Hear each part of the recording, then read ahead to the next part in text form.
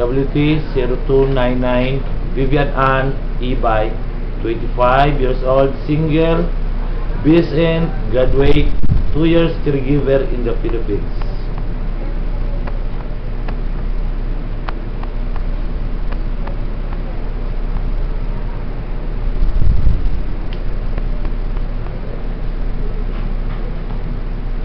Miss Vivian, tell me something about yourself. I'm Vivian Ann Moreno Ibay, live at the province of Bagabag, Nueva Vizcaya. I'm 25 years old.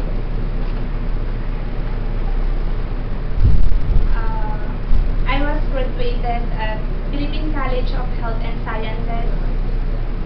My course was Bachelor of Science in Nursing.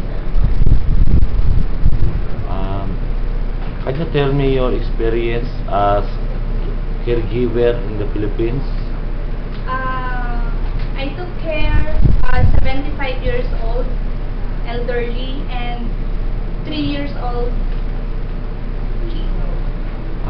Are you willing to take care of a newborn baby? Yes. How about elderly? Yes. What do you prefer most, baby or elderly? Both. Do you know how to do a bottle feeding? Yes, sir. If the baby still keep crying, what will you do? First, the thing I will do is assess the baby. If she's crying, check the diaper.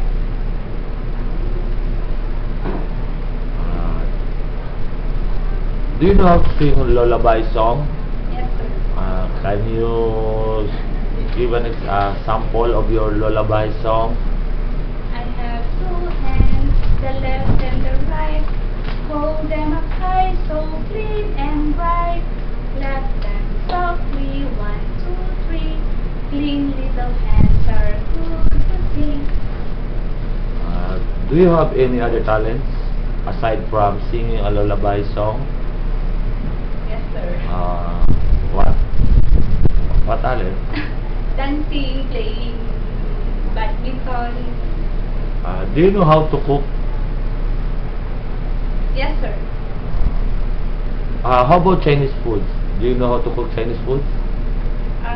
No, sir, but I'm willing to learn Chinese food. If you feel homesick, what will you do? I keep myself busy by doing the job in the house. If one of your family members will get sick, will you break the contract? What will you do? No, sir, I will not break the contract. Just call them. Okay.